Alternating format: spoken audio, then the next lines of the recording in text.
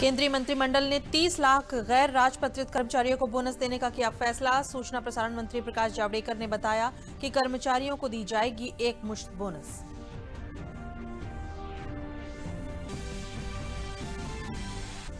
केंद्रीय गृह मंत्री अमित शाह ने पुलिस स्मृति दिवस पर राष्ट्रीय पुलिस स्मारक पर शहीद पुलिसकर्मियों को दी श्रद्धांजलि। कहा, उनकी सरकार पुलिस बलों के कल्याण के लिए हर संभव प्रयास कर रही है। मुख्यमंत्री योगी आदित्यनाथ ने लखनऊ स्थित पुलिस लाइन में शहीद पुलिसकर्मियों को दी श्रद्धांजलि। कहा, उनकी सरकार तथा पुलिस जीरो टॉलरेंस पर काम कर रही है।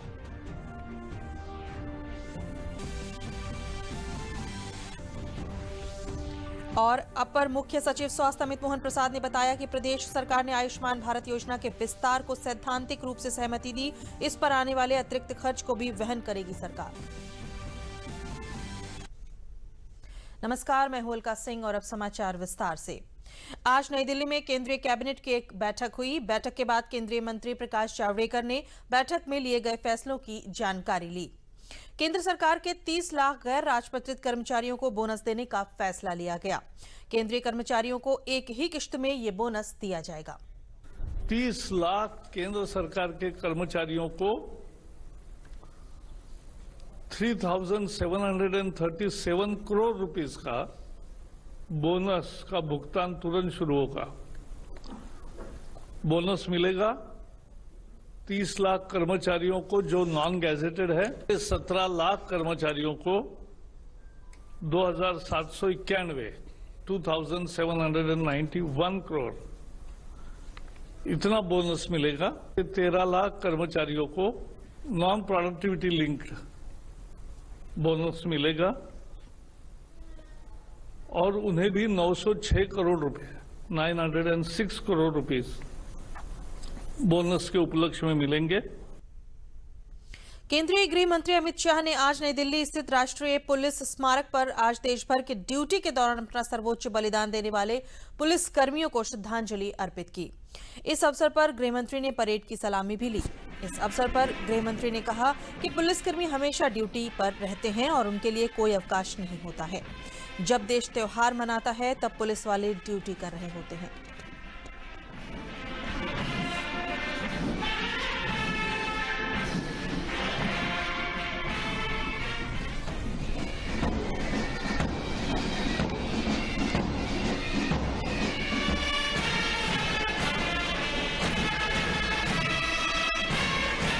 मित्रों, पुलिस बल एक ऐसा बल है जिसके लिए कोई छुट्टी नहीं होती है, जिसके लिए घड़ी भी नहीं होती है।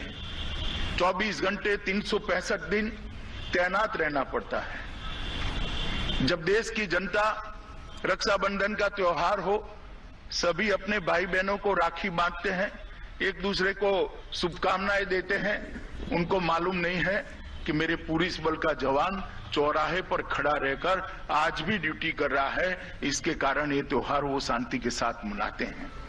होली के रंग बिखरते हो, ईद का मिलन होता हो या दीपावली के दिए जलते हो, पुलिस के जवानों को छुट्टी नहीं होती है।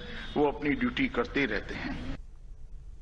आज पुलिस स्मृति दिवस है। मातृभूमि और देशवासियों की रक्षा करते हुए अपने प्राणों को न्यौछावर करने वाले पुलिस के रणबांकुरों को याद करने का दिन है। इस अवसर पर प्रधानमंत्री नरेंद्र मोदी ने ट्वीट करते हुए पुलिसकर्मियों को श्रद्धांजलि देते हुए कहा कि कानून व्यवस्था सुरक्षित करने से लेकर भयावह अपराधों को सुलझाने तक, आपदा प्रबंधन में सहायता से लेकर कोविड महामारी से लड़ने तक हमारे पुलिसकर्मी हमेशा बेहिचक अपना सर्वश्रेष्ठ देते हैं। नागरिकों की सहायता के लिए उनकी कर्मठता और तत्परता पर हमें गर्व है। साथ ही उन्होंने कहा कि पुलिस स्मृति दिवस पूरे भारत में हमारे पुलिसकर्मियों और उनके परिवारों का आभार व्यक्त करने का दिन है। अपने कर्तव्य पालन के दौरान शहीद हुए सभी पुलिसकर्मियों को हम श्रद्धांजलि देते हैं। उनके बलिदान और सेवा को हमेशा याद किया जाएगा। वर्ष 2019-20 में शहीद पुलिसकर्मियों को राजधानी लखनऊ स्थित पुलिस लाइन में पुलिस स्मृति दिवस 2020 कार्यक्रम में मुख्यमंत्री योगी आदित्यनाथ ने पुष्पांजलि अर्पित की। मुख्यमंत्री ने कहा कि 2019-20 में उत्तर प्रदेश पुलिस के 9 जवान शहीद हुए हैं। उन्होंने कहा कि सरकार शहीदों के परिजनों के साथ खड़ी है। उन्होंने कहा कि बिकरू कांड में शहीद पुलिसकर्मियों को 50 लाख की जगह 1 करोड़ रुपए दिए गए। उन्होंने कोरोना काल में पुलिसकर्मियों के योगदान का उल्लेख करते हुए उनकी तारीफ की और कहा कि उनकी सरकार अपराध और अपराधियों के प्रति जीरो टॉलरेंस नीति पर चल रही है और अपराध के खिलाफ ये जंग जारी रहेगी। महिला बटालियन के लिए 3687 पद सृजित किए गए हैं। मुख्यमंत्री योगी आदित्यनाथ ने शहीदों के परिजनों से मुलाकात की।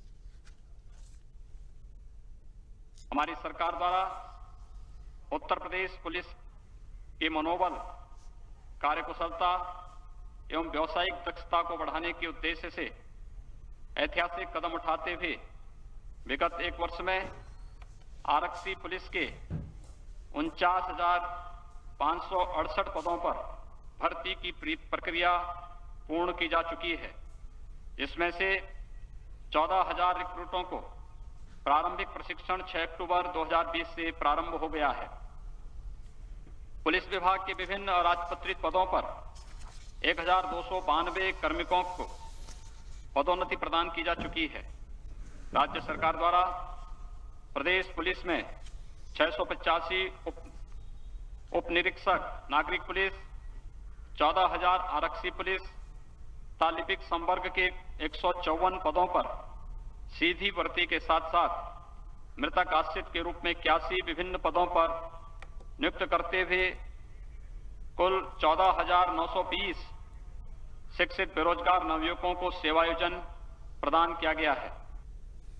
अपने कर्तव्य की खातिर प्राणों को न्यौछावर करने वाले अमर शहीदों की याद में पुलिस स्मृति दिवस का आयोजन पुलिस लाइन स्थित पुलिस स्मृति उपवन में हुआ। इसमें गत वर्ष शहीद हुए वीर जवानों के कर्तव्य को याद किया गया और पुष्प चक्र अर्पित किए गए। कार्यक्रम में मुख्य अतिथि के रूप में भाग लेते हुए वाराणसी परिक्षेत्र के एडीजी बृजभूषण ने कहा कि हमें इन जवानों की शहादत से प्रेरणा लेनी चाहिए कि कर्तव्य से बढ़कर कुछ नहीं होता, इसलिए इन जवानों को याद किया जा रहा है। आज का दिन इनको नमन करने का दिन है। इस अवसर पर वाराणसी के वरिष्ठ पुलिस अधिकारियों ने वीर जवानों को श्रद्धासुमन अर्पित किए।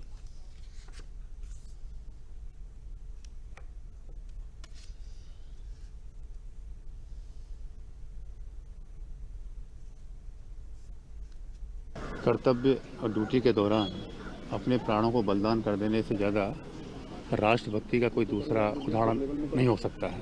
हमारे जवान हर साल ड्यूटी करते हुए एक राष्ट्रभक्ति की मिसाल पेश करते हुए अपने प्राणों का बलिदान देते हैं।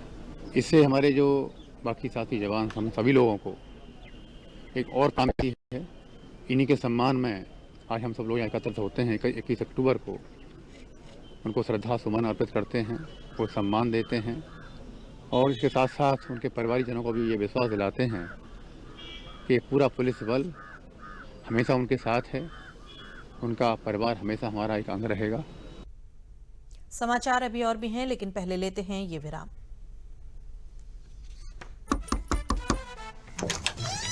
अरे आशा बहन, बस देखे आइल बानी कि घर में कौनो बच्चा के बुखार ता नहीं खे आवत। चुटकी के हल्का से बुखार आ रहल बा, मौसम बदलता ना। अरे फिर ताई के लेके तुरंत ब्लॉक या जिला के सरकारी अस्पताल जा। काहे? बुखार शुरू ही तो भइल बा। अरे नहीं दीदी, कौनो बुखार दिमागी बुखार हो सकेला। ई बच्चा के शारीरिक और मानसिक रूप से विकलांग बना सकेले और दिमागी बुखार जानलेवा हो सकेले। अरे बाप रे, हम छुटकी के अब्बे ही लेकर जाता नहीं।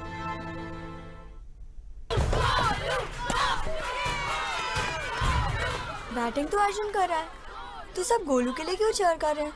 वो तो घर पर बैठा है। अरे तुम्हें नहीं पता, वो इसलिए नहीं आया ताकि हमें इन्फेक्शन ना हो। नोवेल कोरोना वायरस बीमारी को फैलने से रोका जा सकता है। बुखार के साथ खांसी और छींक होने पर सार्वजनिक जगहों से दूर रहकर इसे फैलने से रोक सकते हैं। अपनी सुरक्षा के लिए हमारी मदद करें। अगर आपको खांसी, बुखार या सांस लेने में तकलीफ हो तो तुरंत नजदीकी स्वास्थ्य केंद्र जाएं। अरे आशा बहन, बस देखने आई हूँ कि घर में किसी बच्चे को बुखार तो नहीं आ रहा। छुटकी को हल्का सा बुखार आ रहा है, मौसम बदल रहा है ना। अरे फिर तो इसे लेकर तुरंत ब्लॉक या जिले के सरकारी अस्पताल जाओ। क्यों, बुखार शुरू ही तो हुआ है। अरे नहीं दीदी, कोई भी बुखार दिमागी बुखार हो सकता है। ये बच्चे को शारीरिक और मानसिक रूप से अपाहिज कर सकता है और दिमागी बुखार में देर जानलेवा होती है। अरे बाप रे, मैं छुटकी को अभी लेके जाती हूँ। फिरोजाबाद में deputy CM doctor Dinesh Sharma ने टुंडला में सेक्टर संयोजक, सेक्टर प्रभारियों, सेक्टर प्रवासियों संघ बैठक की। उनके बाद चुनावी जनसभा को संबोधित किया। उन्होंने अपने प्रत्याशी प्रेमपाल धनगर को जिताने की जनता से अपील की और सपा सरकार पर जमकर हमला बोला। बाद में मीडिया से बात करते हुए डॉक्टर दिनेश शर्मा ने कहा कि जनता का आकर्षण भारतीय जनता पार्टी की तरफ बढ़ रहा है। डॉक्टर दिनेश शर्मा ने कहा कि उपचुनाव में बीजेपी की जीत तय है। बीजेपी 7 सीटों पर जीत हासिल करेगी। बीजेपी के विकास कार्य में बाहर की कंपनियां देश में आ रही हैं। सैमसंग की कंपनी चीन छोड़कर उत्तर प्रदेश में आई है। सैमसंग बहुत बड़ी फैक्ट्री लगाने जा रही है, जिससे लोगों को रोजगार मिलेगा।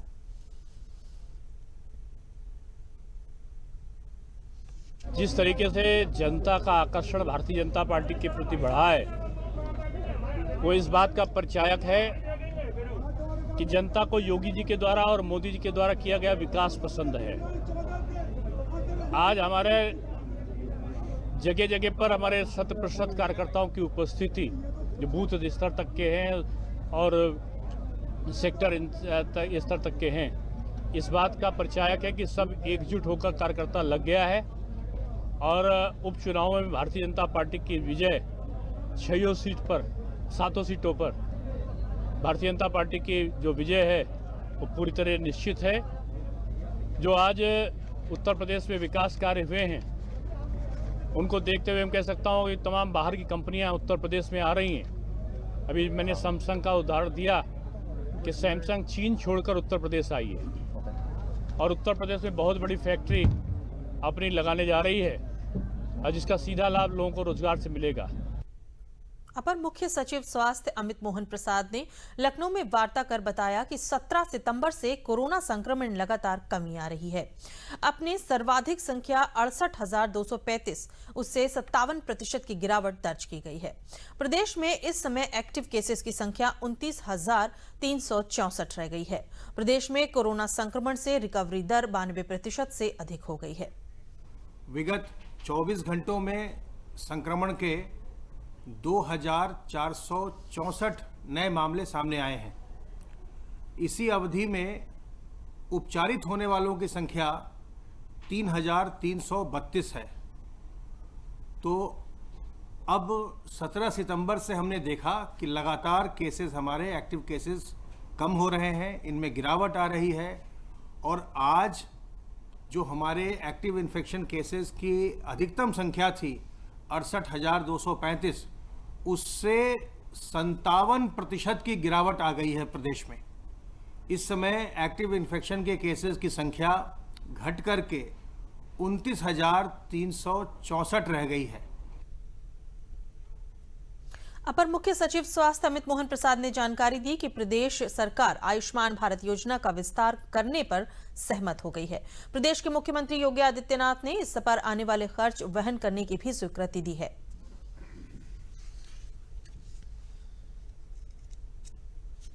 दिनांक 19 तारीख को आयुष्मान भारत के जो मुख्य कार्यपालक अधिकारी हैं, उन्होंने माननीय मुख्यमंत्री जी से मुलाकात की थी और उन्होंने ये प्रस्ताव रखा था, भारत सरकार इस बात पर विचार कर रही है कि आयुष्मान भारत का दायरा बढ़ाया जाए। वर्तमान में ये जो आयुष्मान भारत के बीमा की योजना है, उसके अंतर्गत एक परिवार को साल भर में 5 लाख रुपए का बीमा कवर, स्वास्थ्य बीमा कवर मिलता है।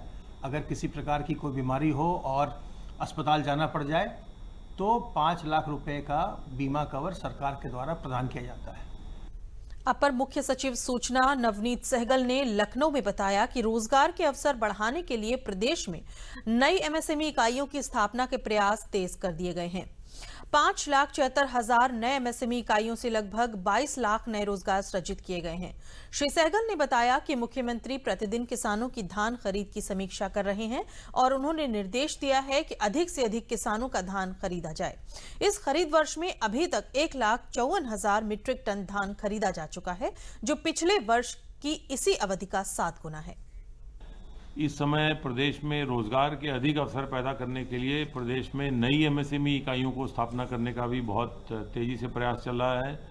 प्रदेश सरकार द्वारा एक नए एमएसएमई एक्ट को भी लागू किया गया है, जिसके अनुसार किसी भी नए एमएसएमई को यदि वह उद्योग लगाना चाहते हैं तो जिला उद्योग केंद्र में जिले में अप्लाई करेंगे समुचित प्रपत्रों के साथ, तो उनको 72 घंटे में एक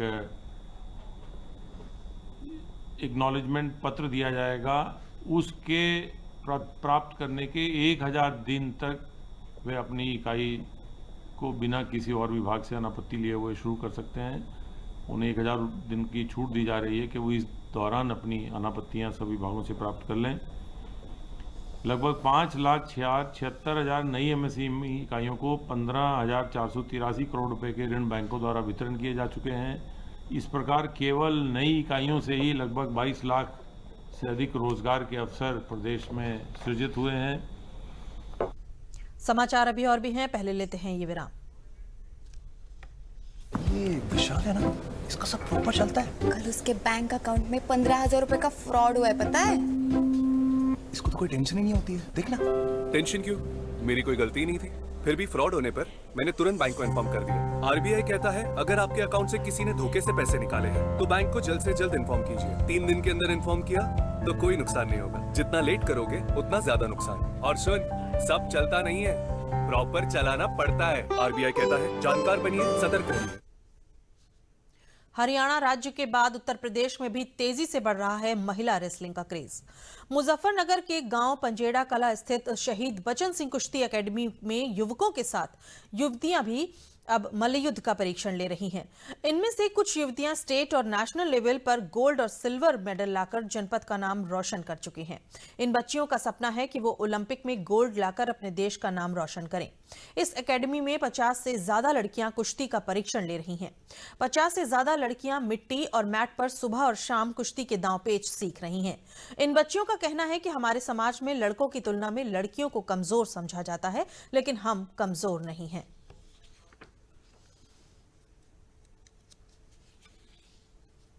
मतलब हमारे घर वालों से मेरी प्रेरणा मिली। मेरे मामा जी पहलवानी करते थे, फिर उनको इंजरी हुई तो मुझे फिर घर वालों ने कहा कि मैं करूँगी, और ये मेरा सपना भी है कि मैं रेसलिंग करूँ। और वैसे भी महिलाओं पे इतना अत्याचार बढ़ रहा है, ऊपर से क्या नाम खुद भी सेल्फ डिफेंस में इतना आदमी को होना चाहिए कि कोई भी छेड़छाड़ करे उससे पहले उसको एक तमाचा मारे खिंचा के।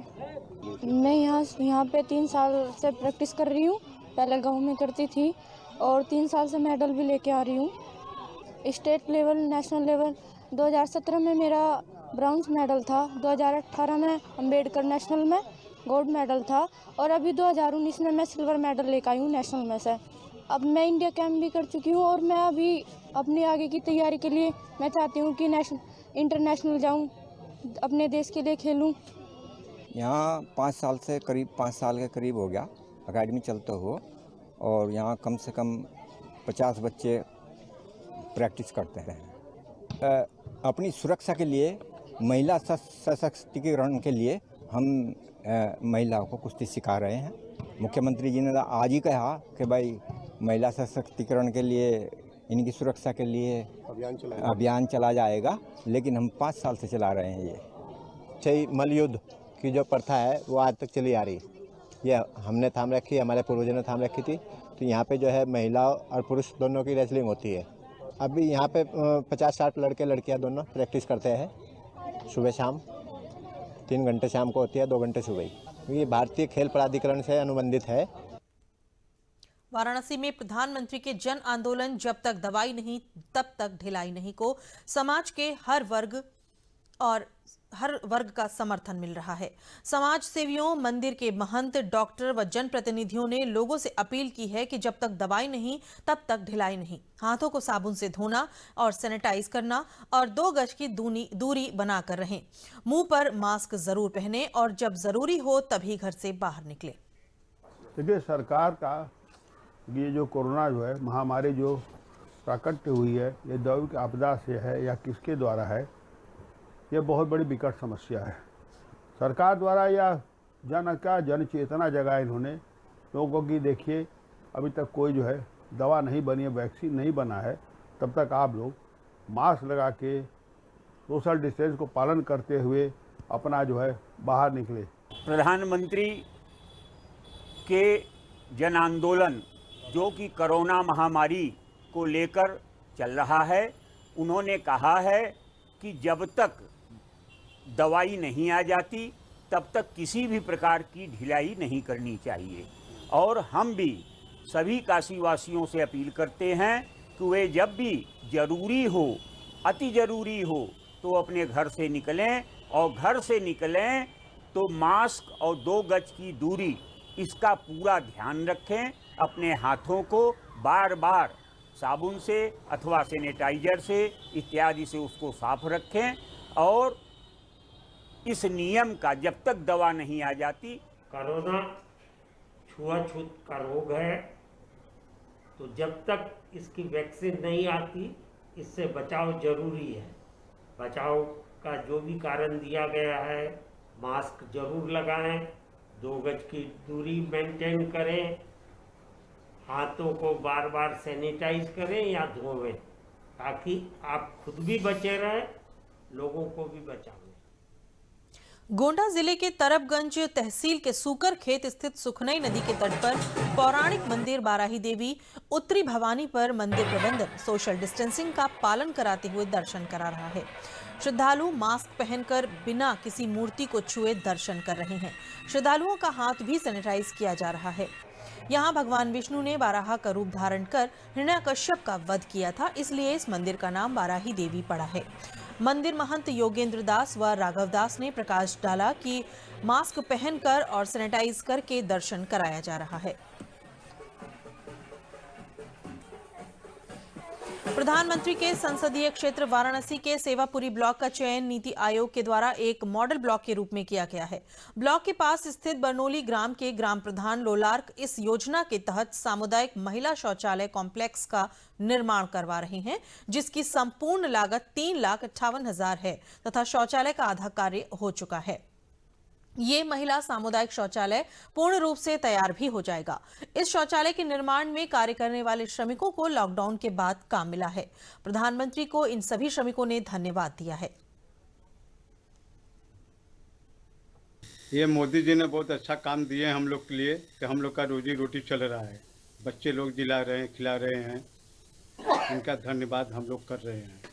यहाँ जो हम काम कर रहे हैं ये जो है कि महामारी में जो है तो हमें जो मोदी जी काम हमें दिए हैं, बहुत अच्छा काम किए हैं। वो जो है कि इस लॉकडाउन में हम कुछ काम कर रहे हैं और कुछ अपने बीवी बच्चों के लिए, कुछ परिवार को कर रहे हैं सर जी। इसीलिए हम धन्यवाद बोलेंगे मोदी जी का। मोदी जी ने लॉकडाउन में हम लोगों को ऐसा काम दिया है कि हमारा परिवार चल रहा है, हम लोग उनसे बहुत खुश हैं, उनके लिए धन्यवाद। आइए चलते हैं अयोध्या, जहां इस समय रामलीला का मंचन किया जा रहा है। मुझे अत्यधिक भूख लगाई प्रभु, और मैंने वहां पर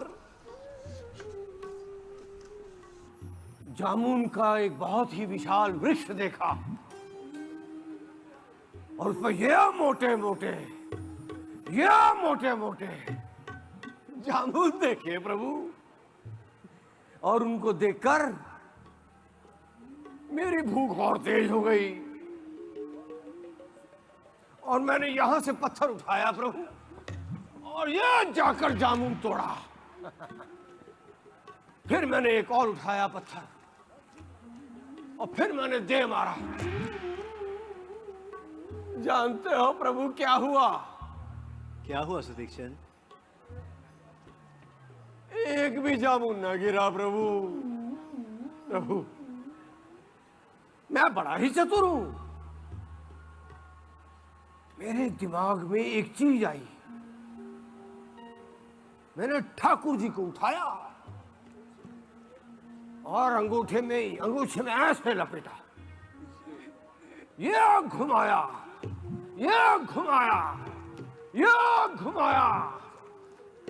और जामुन के पेड़ पर दम मारा। और जानते हो प्रभु क्या हुआ? क्या हुआ भक्त सुदीक्षण? ये मोटे ये काले जामुन पृथ्वी पर आ गिरे और मैंने उन्हें खाकर अपनी भूख शांत कर ली। मैं तनिक पेटू हूँ प्रभु, दिखता नहीं है पर बहुत खाता हूँ। और प्रभु जब मेरी भूख शांत हो गई, अरे प्रभु रुकिए मत, चलते आइए, आइए आइए आइए आइए आइए, हाँ बस कुछ ही दूर में है। और प्रभु आइए आइए आइए आइए प्रभु आइए, चलते आइए चलते आइए। तो छोटे ठाकुर मैं कहा था। सुतीक्षण जी, आपने मोटे मोटे जामुनों का स्वाद लेकर अपनी भूख को शांत किया। सत्य वचन छोटे ठाकुर। तो इसका मतलब छोटे ठाकुर आप मेरी कहानी बड़े ध्यान से सुन रहे हो। अब बुद्धिमानों की कहानी तो ध्यान से ही सुनना पड़ेगा ना। हाँ, ये तो सत्य है महाराज। और अभी जानते हो छोटे ठाकुर क्या हुआ? क्या हुआ? ठाकुर जी तो नदी में गिर गए और मुझे लगा अब तो गुरु जी तो मुझ पर बहुत क्रोधित होंगे। तो मैंने एक युक्ति सुझाई। मैंने एक बड़ा सा जामुन उठाया और उसे अंगूठे में ये लपेटा और जाकर गुरु जी के क्या आया की और गुरु जी ने भी मुझे उन्हें ठाकुर जी के स्थान पर रख दिया। अपनी सुरक्षा की, कोविड-19 से बचाव की और डीडी न्यूज की खास मुहिम मास्क अप इंडिया की। देखते हैं क्या है ये पहल। वैश्विक महामारी कोविड-19 जिसका कहर संपूर्ण मानव जाति को अपनी आगोश में ले चुका है। टीका या दवाई उपलब्ध होने तक महामारी के खिलाफ मानवता की जंग जारी है। ऐसे में सबसे जरूरी है सावधानी और बचाव। फेस मास्क कोरोना से रोकथाम का सबसे प्रभावी उपाय साबित हुआ है। विश्व स्वास्थ्य संगठन और विशेषज्ञों की शोध का भी यही निष्कर्ष है कि मास्क से मुंह और नाक को अच्छी तरह ढककर कोरोना संक्रमण को कम किया जा सकता है। कोरोना संक्रमण से बचाव के लिए मास्क पहनने के साथ ही जरूरी है मास्क को सही तरीके से पहनना। बहुत से लोग मास्क से नाक और मुंह को सही तरीके से नहीं ढकते हैं, जिससे संक्रमण का खतरा बना रहता है। बिना मास्क या फेस कवर के घर से बाहर निकलने की अभी कल्पना करना भी सही नहीं है। जुड़िए डीडी न्यूज की खास मुहिम मास्क अप इंडिया के साथ। मास्क पहने और अपने मुंह और नाक को अच्छी तरह ढके।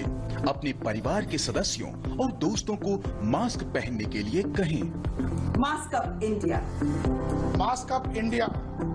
डीडी न्यूज के माध्यम से सबको बताना है, कोरोना को हराना है, मास्क जरूर लगाना है। Mask up India, mask up India, mask up India.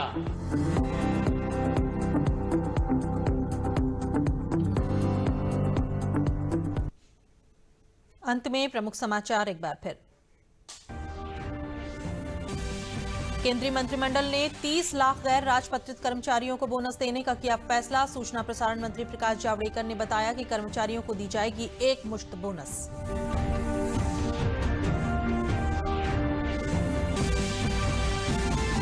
केंद्रीय गृह मंत्री अमित शाह ने पुलिस स्मृति दिवस पर राष्ट्रीय पुलिस स्मारक पर शहीद पुलिसकर्मियों को दी श्रद्धांजलि। कहा, उनकी सरकार पुलिस बलों के कल्याण के लिए हर संभव प्रयास कर रही है। मुख्यमंत्री योगी आदित्यनाथ ने लखनऊ स्थित पुलिस लाइन में शहीद पुलिसकर्मियों को दी श्रद्धांजलि। कहा, उनकी सरकार तथा पुलिस जीरो टॉलरेंस पर काम कर रही है।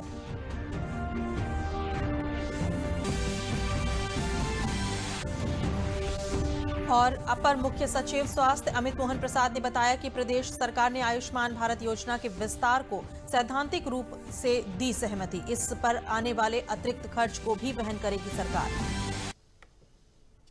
इसी के साथ समाचार समाप्त हुए। नमस्कार।